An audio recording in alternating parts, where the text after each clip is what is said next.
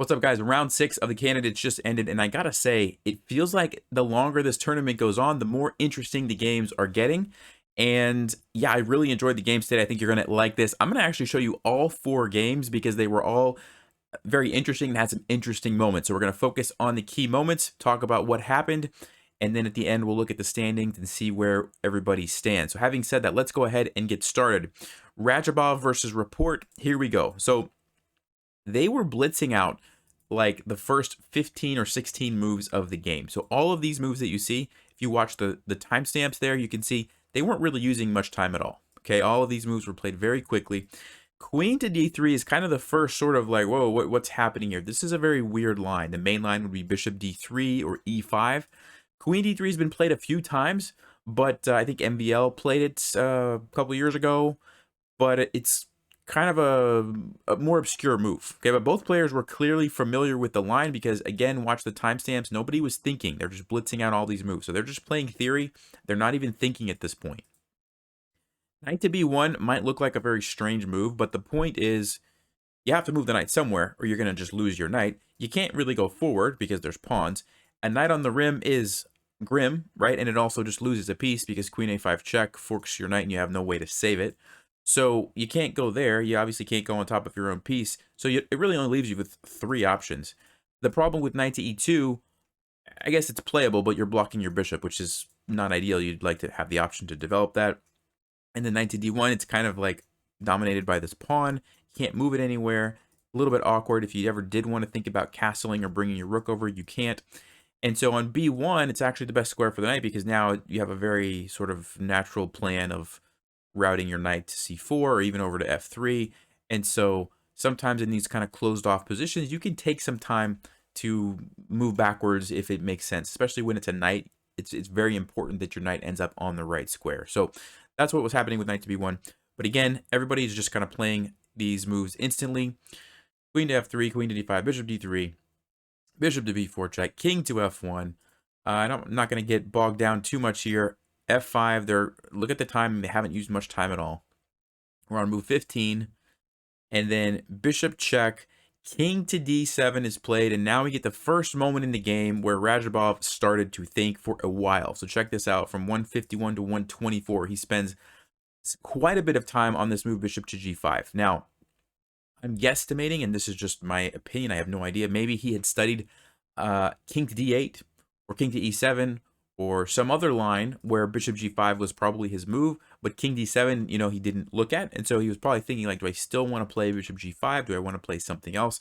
Computer doesn't like it as much as some other moves. Computer's liking c3, but we do get bishop g5, rook to f8.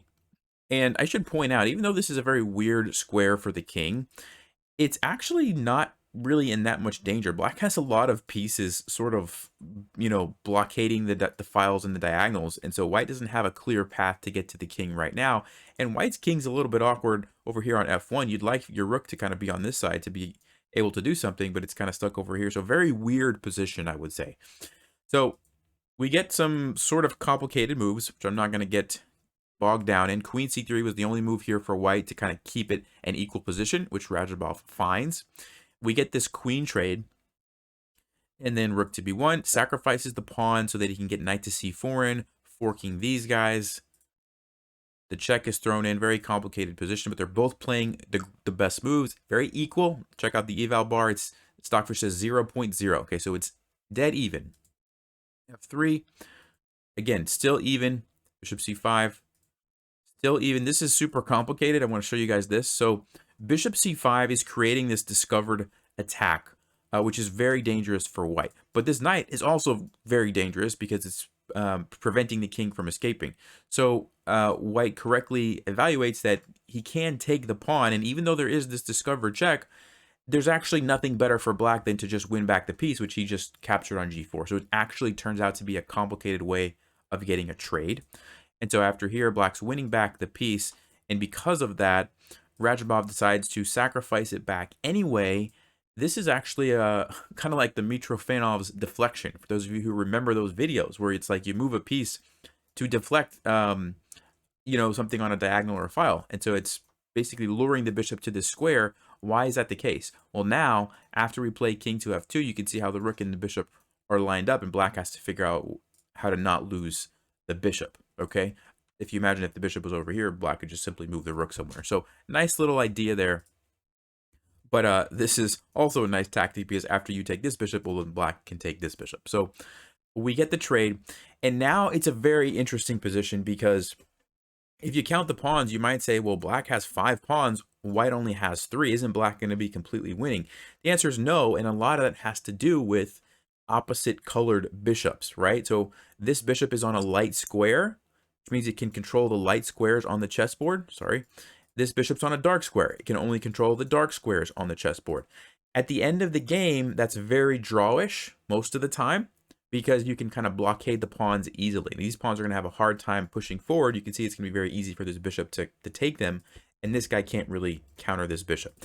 Now, that being said, the other thing about opposite colored bishops is that if you can create an aggressive position and attack your opponent's king, it's very, very dangerous because your bishop can't help defend. If you imagine if black creates some threats on the light squares over here with the bishop and the rooks, this bishop can't do anything about it. Or this, on the other hand, if white creates some nice, attacking chances on the dark squares, this bishop can't do anything about it. So keep that in mind as we look at what happens next. So the rook comes over, king goes to c7, rook goes to b1, and white is starting to build some pressure here, right? Like there's a threat now. If black isn't careful, that something is going to happen with this bishop attacking the king. And notice how the king doesn't have any squares. So very tricky position. Bishop to b7. Stockfish says everything's fine. It's just dead equal. Bishop to c5. Okay, so white has lots of nice options here. The king is kind of cut off, attacking the rook. Rook over. Bishop check. Okay. And I want to get to this moment right here. So at this point, black is slightly better. The computer says rook to f8 is an important move. We're going to come back to this in a second. But what does this move do? Well, it controls this file. And more importantly, it prevents white's rook from coming over here and coming down here. So watch what happened in the game. That's what should have happened. But in the game, Rapport plays the move rook to g4, which was actually a really big mistake. Now it looks like, okay, he's going for the pawn. The problem is, and Radjabov found it, rook to f1. And white's threat is very simple. Going down to f7, coming over here to c7.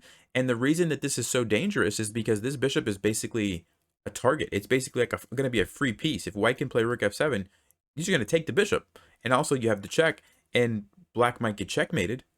And what is black going to do? I mean, this rook is looking terrible. Yes, this rook can take a pawn, but other than that, I don't know what black is doing. So this was a big mistake. And after rook f1, now white is actually in the driver's seat. And then again, we get sort of a follow-up mistake. The only move here for black was to play c5 to let this bishop come out. And after rook to f7, you had to play, let's see, what's the line? Rook takes g2. So you've got the bishop defending. King to h3. You don't want to walk into the discovered attack.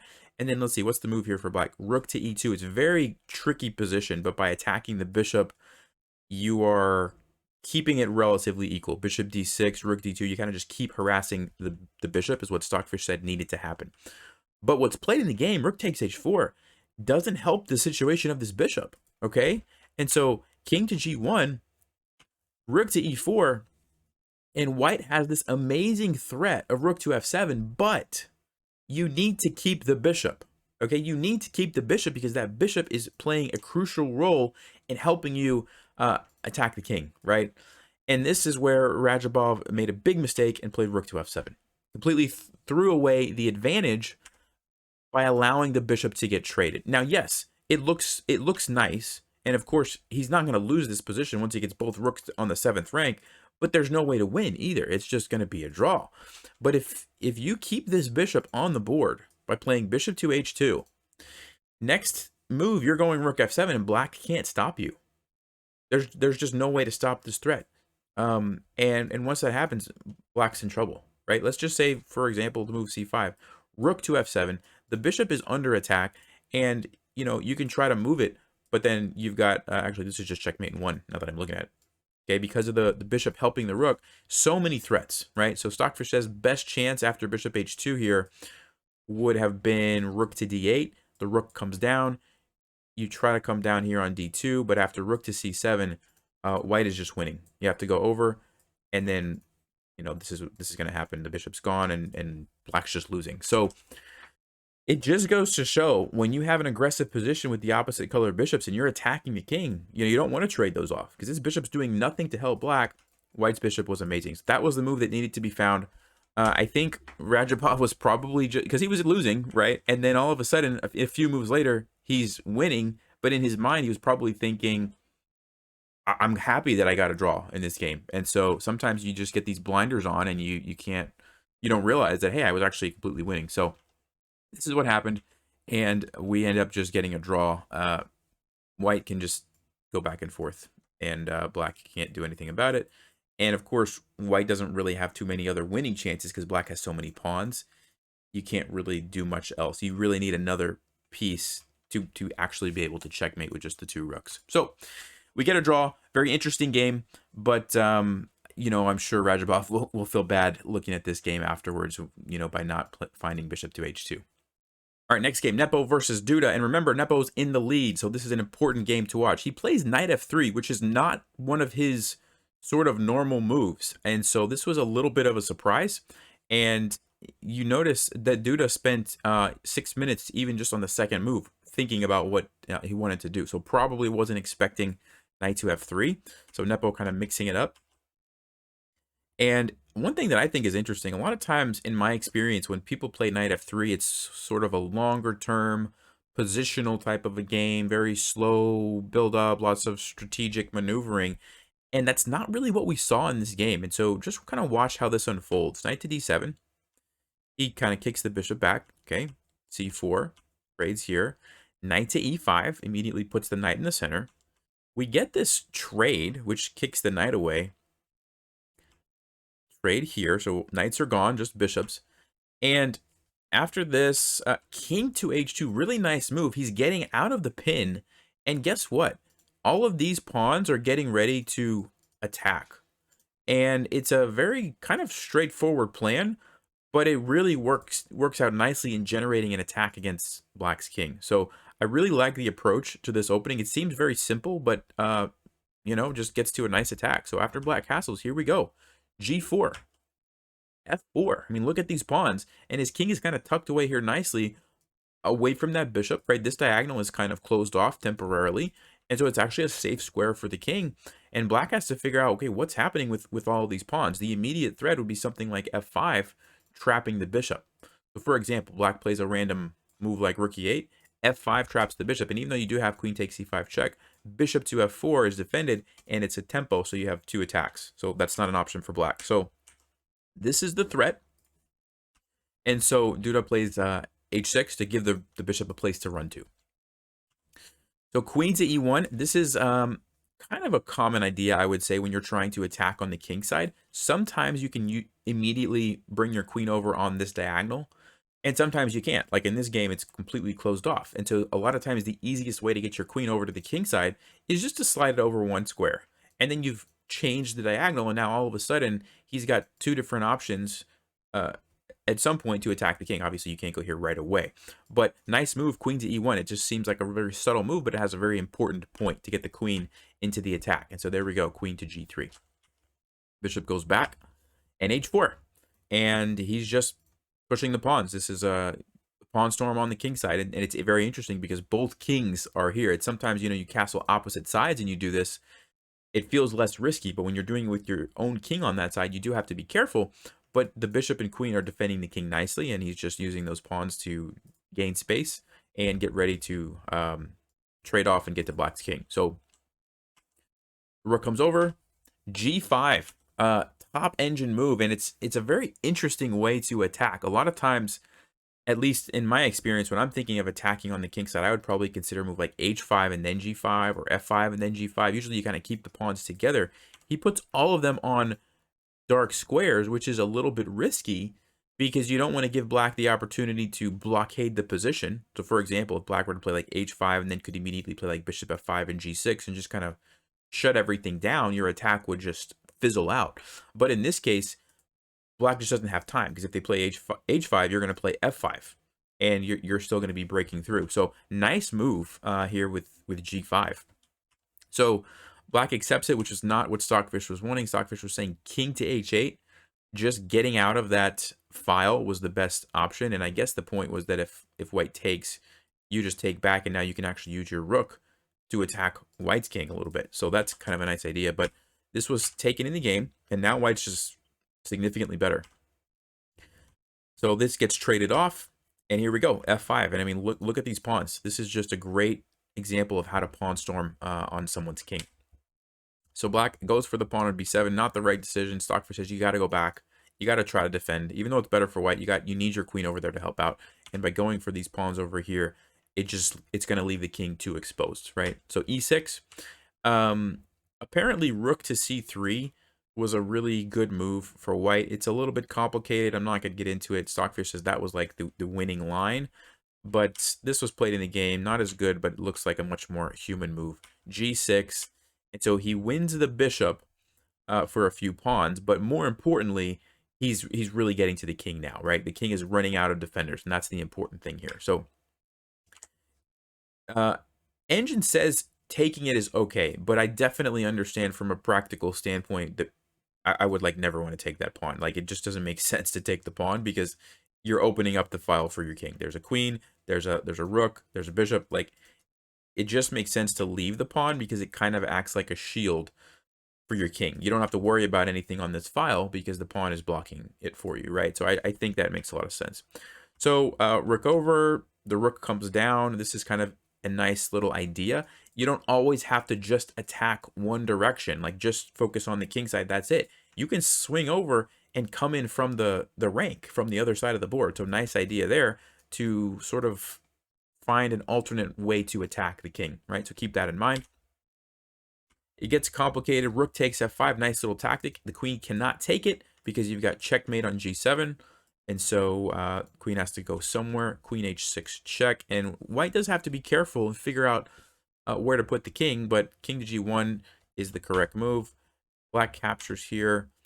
And let's see, it's basically black is trying to mix it up, trying to create some threats, but the extra piece is actually doing a really nice job of defending white's king, and black's king just is running out of pieces. So that's kind of what happens. A few nice little moves. Rook to g5, a great move. You have just too much pressure on this pawn now, threatening to take it, and unfortunately black can't defend because your pawn, even though it's blocking this file, is controlling the square. So not really much for black to do at this point. I think they played a few more moves, but yeah, right here, Duda resigned, and Jan went on to won this game. So really nice game. Like I said, he was already leading, and now he comes and wins in style. Really great game. I mean, it was a lot of fun to watch, and very few mistakes on his part, and he got the win. All right, so let's jump over now to Hikaru and Ding. Now, I didn't get a chance to follow this game super closely, so I'm just going to kind of jump to the end where there was a really interesting moment, but we'll go through it quickly, and I'll just kind of analyze it with you here. Like I said, I didn't get a chance to dig into this one too much, but as far as I know, yeah, the opening was pretty standard Italian game. You can see that they're not really thinking much. Everybody was in prep. And let's see. I believe Queen A7, I remember, was kind of a new move for Ding. He was trying something different. Hikaru, we see a lot of dancing around with the rooks. I've seen him play quite a few of these moves, which is interesting. Some of it's theory, some of it is just planning way ahead for like where do you want your rooks to go. Some of it is kind of like waiting to see what black is going to do. Very equal position. I want to get more towards the end here where we got into the interesting position. Yeah, this is super equal. Everything is really equal. And then right around here, it started to get a little bit interesting. So knight to b5, they trade this. Knight to g5. So Ding now is abandoning the pawn on a5. And he's basically saying, hey, it's going to be worth it for me to position my knight on this really nice square on e6. And so that's what we see. One of the things in these knight and bishop endgames, we've talked about it already, right? If you can get your knight on a really nice outpost or a really nice square, that can really change the course of the game. And so this knight on e6 is extremely strong now because it's, first of all, very well defended. How are you going to attack it? It's attacking the bishop, and it's getting ready to support the pawn on d4, which, by the way, this is a passed pawn. And so really nice maneuver, even at the cost of sacrificing a pawn over here. Gets this pawn on d4, supported by the knight, and black is doing actually fine. Stockfish says it's completely equal. Now, rook to a3, queen c5, rook to g3, and it starts to get a little bit interesting. Hikaru is abandoning this pawn, going for an attack on the king. And so the immediate threat would be bishop takes h6. So for example, if black, plays queen takes b5, you got to think about this. And it's a tricky position. Stockfish is saying it's fine. You can play d3 and the game goes on, but that looks very scary for black. So Ding decided to play d3 first. The rook goes back and then he takes it. So it's kind of almost the same sort of line, except he threw in the d3 first. Hikaru doesn't take the pawn. I'm not sure if there's a significant difference. There is a difference. So the fact that Ding played d3, wow, that's interesting. I didn't even catch that until just now. So if Hikaru played this, there's this move d2, which attacks the rook. And if you try to, let's just say go over here, well, black's just going to simply start taking everything. This is actually really defended. Remember that knight on e6. And because of this super advanced pawn, black's just winning. And so pretty interesting. And if you try rook e2, yeah, there's this tactic here where you get the queen back. And at the end of the day, you just won a rook for a pawn. And so completely winning for black. So nice idea there by Ding. And so let's see. Hikaru obviously sees that, plays queen h5, still creating threats, and it looks very, very dangerous. And this is kind of the interesting moment in the game. So queen takes b2, bishop takes h6, and it looks like black's getting checkmated. It turns out after d2, he's just fine. And Stockfish says 0.0. So it's pretty amazing that even though there's all these pieces over here in front of the king, this lone knight is just doing an amazing job defending the king. And the fact that the king can always kind of escape and run this way is important as well. And in some cases, once the knight moves, then the rook and the queen are lined up and the queen can actually come back. And so a very interesting position. And on top of that, black has this pawn on d2. But all that to say, it's just equal, which is fascinating. So rook d5, Hikaru sacrifices here. And now he's down a rook, but the king is extremely exposed, and it leads into this perpetual check, which ultimately led to a draw eventually. Now, that's where the draw happened. Now, there was this line, if Ding wanted to, king to d7, allowing queen takes f7 check, running this way with the king, queen takes e8, king to b7. Now there's no more perpetual. The game's going to go on, and you get this really interesting position where white has 4 pawns, black only has 2, but black has this very advanced d-pawn defended by the rook and the queen. I mean, Stockfish says it's equal, which is funny, but yeah. So that was there. Ding decided to not go for that and just take the draw. But yeah, pretty interesting draw regardless. All right, so last game I want to show you, Firouzja against Caruana. You got to remember, Firouzja at this point is, I believe, at the bottom of the pack or tied for last place. And so, there's a lot of pressure to try to make a comeback, to maybe change it up, do something different. And I don't know if that played a role in what happened here, but I want to show you right in the opening, we see this move, queen to d3. So this is a very, I don't think it's been played hardly at all, a couple times. Queen to d3, very interesting and kind of a weird move. And the point is, if black wants to, they can take, and you're just going to take back with the queen. The issue with moves like this is sometimes your queen can get harassed by your opponent's pieces, right? And so that's kind of the risk. That's why a lot of beginners are taught, don't bring out your queen too early, right? You don't want it to get chased around by your opponent's pieces and you just waste a bunch of time. So that's definitely a risk. Of course, at this level, they know that, and they have their own reasons for why they do this. A lot of times it has to do with mixing up the theory, transposing into different lines, and trying to catch your opponent maybe off guard. But Caruana played it very nicely. He did think for quite a bit, and so I think as far as the surprise value, it did its job. Queen d3 did make Fabiano think quite a bit. That being said, I don't think that Firouzja really got into a great position. So right around here, it's pretty equal. And then what you're going to notice is very quickly, here we go, e5. Now there's some attacks on the queen, right? And you're starting to lose some tempo. So queen to h5, knight to b4. And look at black's pieces. I think black's pieces look rather nice. You've got this rook here. You've got this knight with ideas of hopping in places. And black's king looks pretty safe, despite the fact that there's a queen sitting over here. I don't really know what white's bishop is doing here. And so I think black, you know, didn't really have too many opening problems. So here we go. Now there's a checkmate threat, but it's very easy to deal with. H6. Knight has to go back. Knight to c6. And now we have rook takes c7, which engine doesn't like. And like I mentioned earlier, you know, Firouzja is kind of trailing the pack, feeling a little bit of pressure, like I'm playing with white. I probably need to start winning some games if I'm going to have a chance here. And so I don't know if that played a role here. It's understandable, right? Like you got to do something. You can't just keep doing what you're doing if it's not working. And so I understand like trying to mix it up.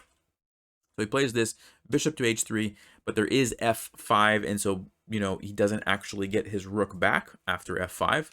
Takes with the pawn. Computer wanted to see bishop takes f5, and the point here is that queen to e8 is why you can't actually take the rook, because your queen would be just hanging. And if white trades queens, well, now black can take the queen back, get out of the attack from the bishop, and so you don't actually get your rook back. So I'm not sure if that was missed, or if Firouzja just felt like he was going to get an attack and felt like it was worth it to sacrifice the exchange. So the game goes on, but black does a nice job of kind of consolidating the position. And whenever you're ahead material, you don't really have to make anything happen. You just need to kind of simplify the game, trade some pieces. And once you get into that end game, if you're up material, it's, you know, you're probably going to be in a winning position. And so that's kind of what we saw happen here, right? Queen f7 trying to trade. Comes down here and takes a pawn. Just defending against white's threats, right? And e3, this was a nice little move here. The point is that if white takes, exactly what I mentioned, black is going to simplify the game and go into this endgame where they're just up material. And even on top of that, rook takes e3 is also another option. We're just bringing in the rook in and actually getting an attack on the king could be an option as well. But nice idea trying to trade. King g2, you know, Firouzja doesn't want to trade. He's trying to keep the pieces on the board, right? And so king g2, trying to find another option. We do have this trade anyway, and it's just not enough for white. Like, yes, you have a couple of pawns. It almost looks like there should be some way to create an attack over here with all of these pieces, but it just turns out that there's not any concrete lines really available. Knight to g5 was a good threat. The rook comes down. And black is actually creating some threats on white's king as well. And so, you know, it's kind of like both players have chances to attack, but black's just ahead material, basically, is what it comes down to. So queen to d1, the knight comes in. And the other thing I forgot to kind of mention is Firouzja was a little bit lower on time, so a lot of his moves had to be played quickly. So queen d8, and it looks scary for black, like after maybe knight g6, because there's a checkmate threat here, but black has a couple of ways to deal with it. Queen to c4 check is maybe the easiest. King takes f3, queen to f1 check, king to e4, rook to c4 check, and basically the queen and the rook you can see are just chasing the king all over the place. And let's see, after king e5, black has a win somewhere here. Rook to c5 check, queen takes f5, and there you go. Now the queen's going to be taking the knight or checkmating the king, and white's in trouble. So it almost, you know, was a nice try. It just doesn't quite work because black has their own threats, and so you just don't have enough time to do this. So decided to take the knight instead, but again, you can see black's creating some serious threats as well. Queen to e8, trying to set up a perpetual check sort of trap. So for example, if black played a random move like this, well, now you can just go check, check, check, check, check, and you get a draw. But of course, black's not going to allow that, so queen to f6 to cover the g6 square. e4, black just captures this, and after a few more moves, yeah, here Firouzja resigned. h5 is happening, and if you try to take it, there's queen e2 check, which wins the knight, and I mean, black's just up a rook at this point. So tough game for Firouzja, but you know, sometimes when you're behind, you got to take chances, and sometimes it backfires. So anyway, a lot of really interesting games. Let's go ahead and take a look at the standings. All right, so here you can see Nepo's in the lead, 4.5, with Fabiano right behind him with 4, and then we've got Hikaru and Richard with 3. Funny that Richard has no wins, no losses, only draws, and then obviously Nepo has 3 wins, which is quite impressive. Fabiano with 2 wins, and then Hikaru with the 1 win, 1 loss. So It's still anybody's tournament, but it does look like Nepo and Fabiano are playing very well. And so we will see what happens. I'll keep you guys updated as we go along. And in my game against all of you guys in the comments, the top voted move was bishop to e2, and I have played knight to a6. So it is now your turn again.